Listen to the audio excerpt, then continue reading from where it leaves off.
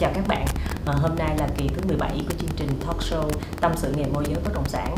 Hôm nay mình có mời anh Brian đến để tham gia chương trình.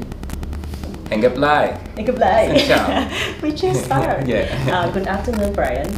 Today I'm very happy to have you here.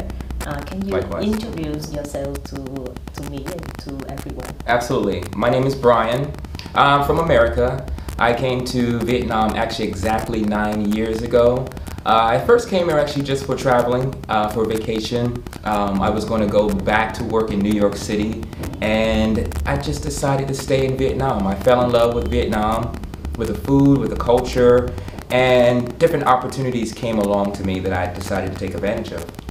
It's nice, it's nice. And I remember that I met you maybe in 2014. Mm-hmm. So until now, about 6 years already. Yeah. And I think from that time, you start to work to be a realtor. That's right. That's right. So why did you choose to be a realtor? Well, actually, it was your husband who introduced me. My family works in real estate. My mom also works in real estate and done it for a long time. Even as a little boy, I remember, going around different houses and putting up signs in yards for rent or for sale signs. Yes. So I guess it's been something that has been put inside me with my family and my parents. Yes. But after I was introduced to the business here, I was very interested in the process. I love marketing, I love sales, and I love doing business, and I love working for myself as well, and setting my own schedule and having freedom in my occupation. So those were definitely reasons why I was really interested in real estate. And because of you, I was introduced. Yeah. Yep. Okay. So during 6 years to work in real estate market, do you have any difficult things you overcome that? Yeah, I would say of course, the biggest barrier was the language barrier. Yes. I'm not fluent in Vietnamese. Now, even still, I still, speak a thing bit. I'm not very, very good, and that will change. But I have to change that. I got to study more. Yeah. But that was the first barrier. One of the things that I did was just practice my Vietnamese. Body language is very important in the beginning. Yes. Understanding and communicating. Yeah. And just working on those skills, and working with other people, collaborating, being able to work with other people on different projects to get things done. That's one of the ways that I was able to overcome that. Being willing to work with other people and communicate to the best way that you can. Yes. Many of the owners, they have their properties for rent. They want to have tenants. They want to have customers. So when you're helping them, they love you. Yeah. So if you keep that in mind, that you're providing a service to them as well as to the client, then you can build a nice relationship with people. So, for example, if you work with the landlord who don't know how to speak English, how can you talk to them about the commission? Right. Yeah. How can you talk to them?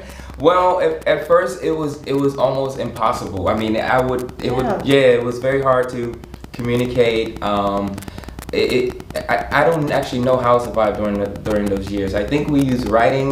Google Translate was probably one that I used. That was a big tool back then. Was using Google Translate, and just helping them to understand that, hey, I'm providing a service for you.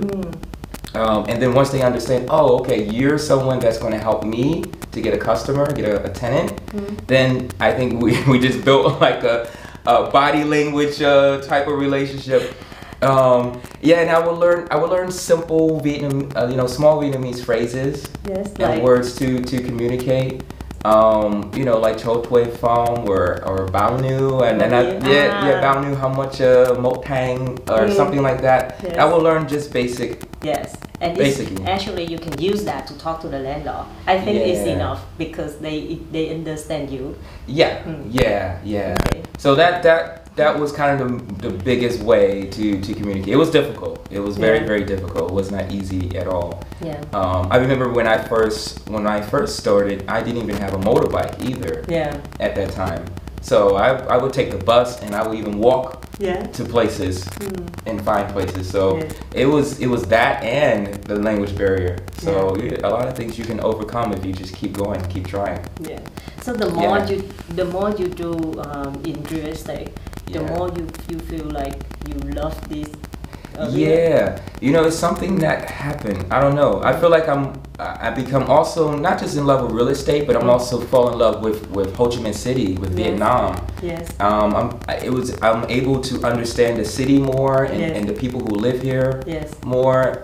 You know, I also know all the streets now. Yes. Like So until now, you know very well about the street, the name of the street. Name of streets and how location. can you remember that? Yeah, I don't know. I guess I'm a very visual person. Also, my background is design. Yes. So in my mind, every visual is very, very helpful to me. So I can remember streets by how they look, and then their name follows. Yes. So I know certain places by, you know, and also in Saigon, the Saigon River and things like that. Yes. Can help you to pinpoint like what location you're at. Yes. So all those things, it helps me to remember streets, and I remember streets and names. And from experience, having to go to these places a lot, showing places to clients, and finding new places that are available for rent. Yes. One of the things actually that I did when I first moved here, before I started real estate, I started to learn how to drive a motorbike. Yes. And one of the ways that I learned how to drive a motorbike, I would go late at night when there's less people. Yes. You know, and I would just drive and I would get lost on purpose. Okay. I would just drive down the road and just get lost, and then I would have to practice my Vietnamese. Yes. And I would and speak. Then you start to ask people. Yeah, so to ask people like, hey, how do I get back to District 1 or Binh Thanh Market or something? And I would have forced myself to learn and practice Vietnamese, as well as learn the roads and learn like where things are. So yeah, I kind of would force myself into situations like that to learn.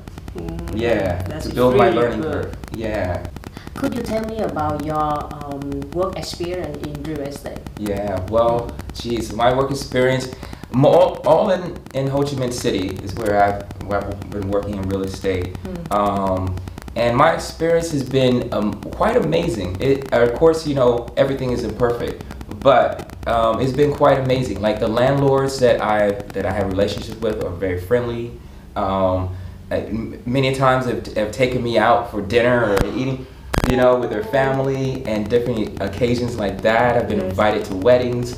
After you close the deal, then you still have relationship with the landlord. So if they have the party, they will invite you. They would invite me at times, They would invite me at times, exactly. And so I just recently, I've been to a birthday party for a 1-year-old of the family.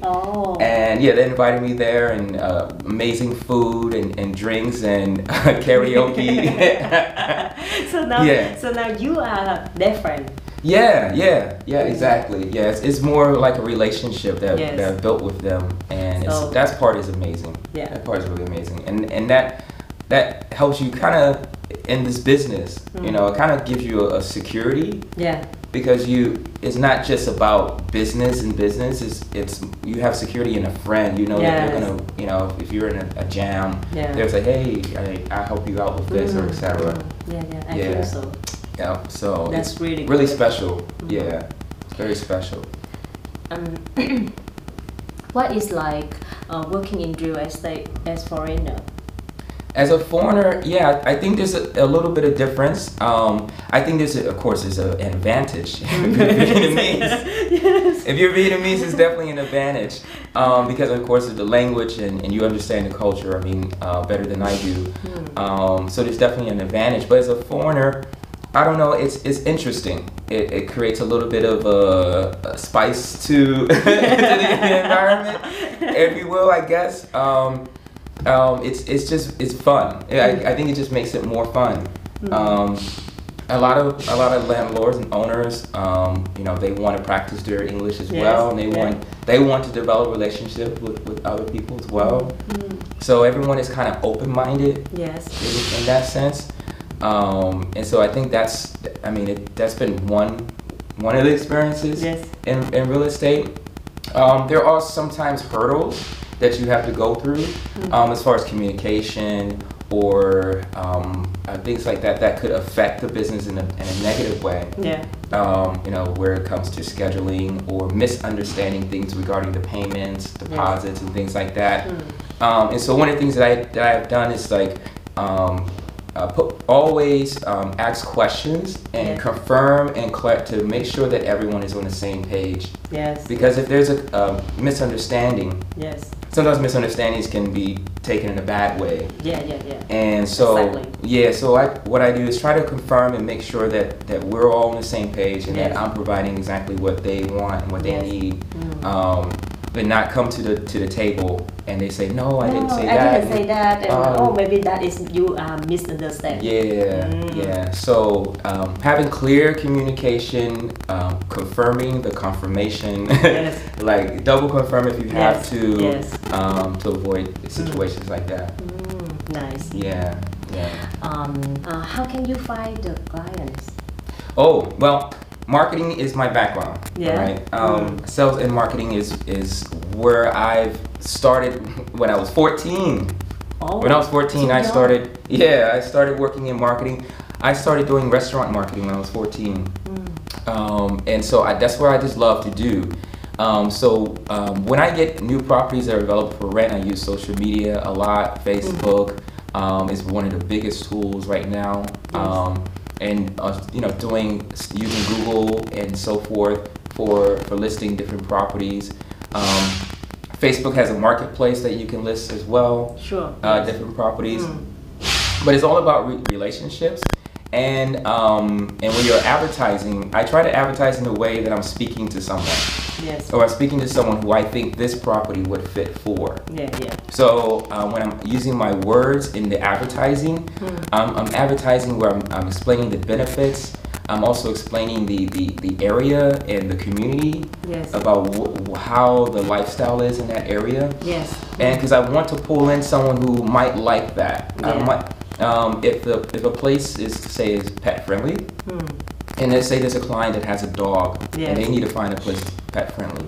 So what I'm going to do is I'm going to talk about the place and what's surrounding. Maybe there's a park nearby where they can walk their dog or things like that. The same as if it's a family, if the place has schools nearby, has different things nearby that is family friendly, a lot of restaurants. I want to speak that in my advertising.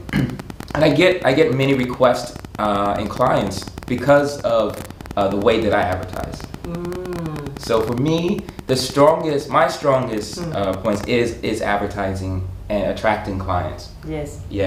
My weakest points is, because I'm not a native Vietnamese, is the communication and that side of the business. But that's why I focus mostly on the marketing side. And attracting new clients and finding new places for them. So how can you cooperate with other agents? Well, a lot of agents speak English very well, which is or at least a minimal communication. So that is very helpful.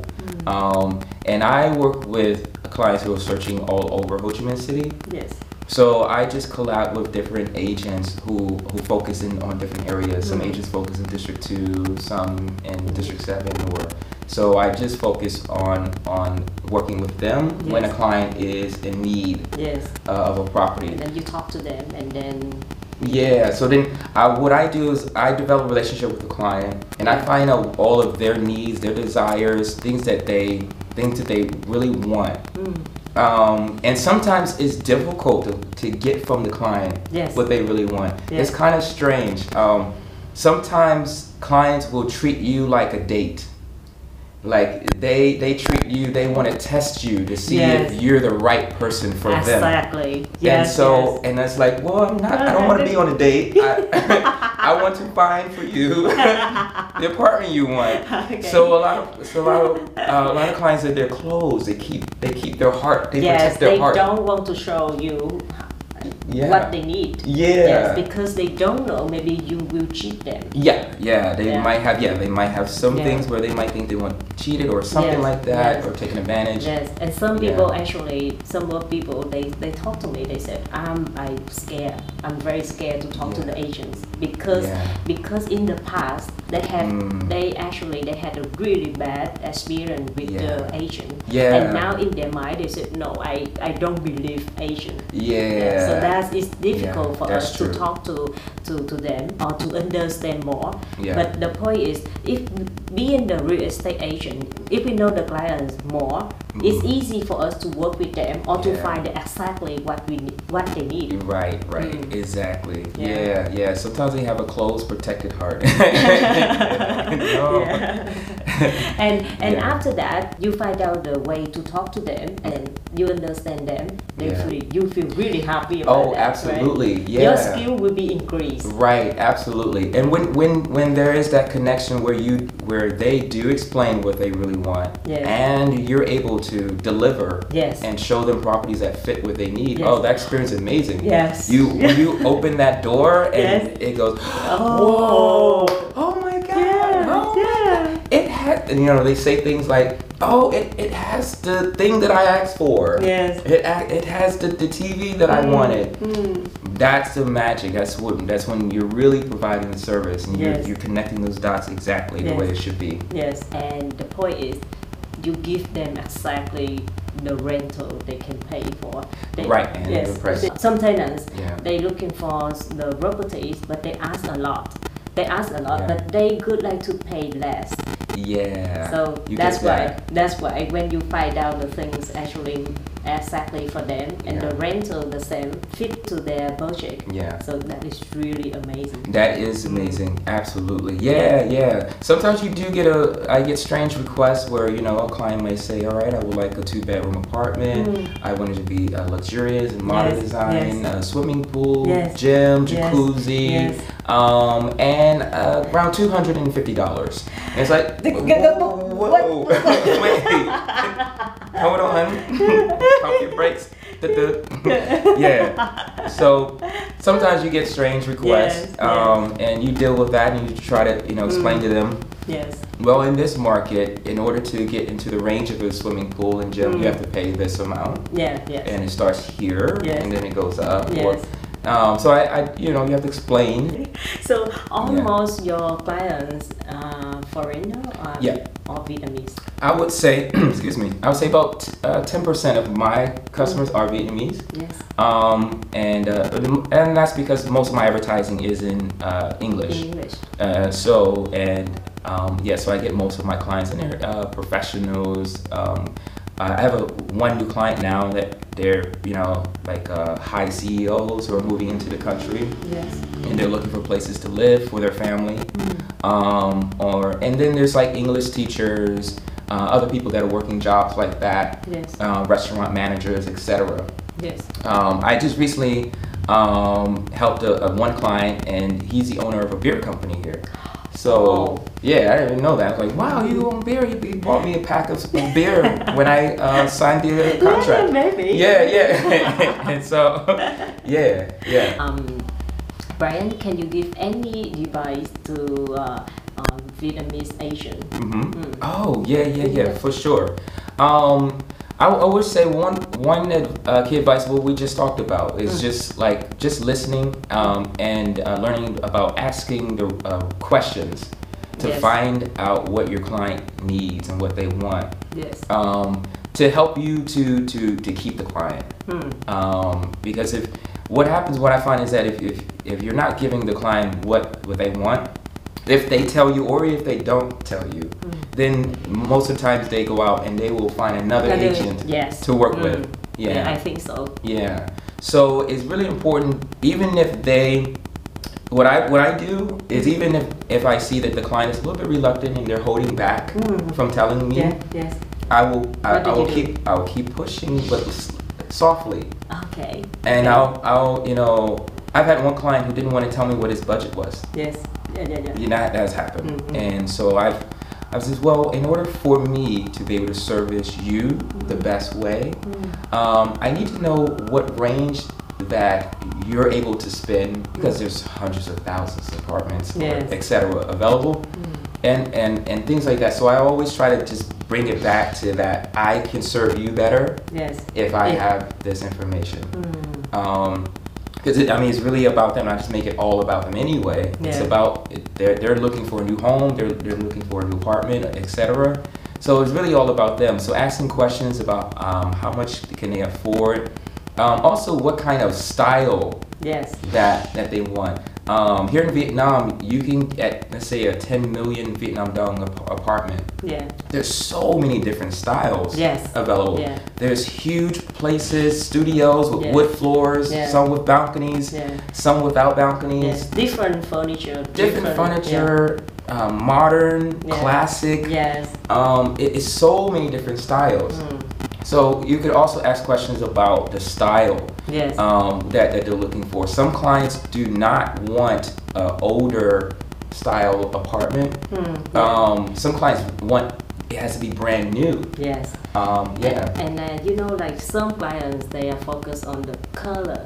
Yeah, like some of the color. Yeah. The color of the apartment is really important too. Yeah. Yeah. I've had and also about different cultures. I had a Korean client. Yes. And I found out a lot of Koreans don't like color on the wall. They want white. White. It has to be clean, white. Yes. Simple, easy. Simple.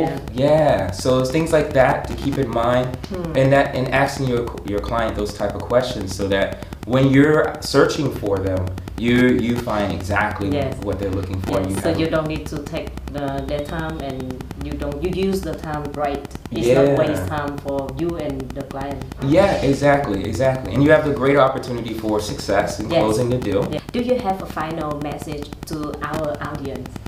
Wow. Well, first, I'm happy to be a part of this show. And this is amazing. Conorril is a godsend to me. So this is really a special opportunity to be a part of this. So first I want to say that. And thank you so much, Len. This is awesome. As far as a message, I really hope that you guys will have the greatest success, even though we're in a very weird time with the coronavirus and things like that, and it's a very turbulent time, and things are changing and so forth and so on. I'm noticing that there are still people out there. There's still clients out there. Yes. Right now there are people that are returning back to work after being off for some time. And now they're starting to get their salaries again, and then they're starting to make moves. Yes. So the opportunities are here. You just got to kind of wait things out, and then when flights, slowly reopen, things will become to get better and better and better. Yes. And I think the opportunity really is for those who can stick in and stay in the game. Yes. Because once it goes back to its height, it's going to be amazing. It's going to be an amazing opportunity for you to earn a lot of income for you and your family, and achieve a lot of great success. So, that's my hope, is just keep persevering. Failure is not failure as an end, it's a learning. Yes. So if something fails, something doesn't work right, then that's the opportunity to learn how you can change or do something better. I've had recent incidents where I've lost deals because of certain requirements not being met and things like that.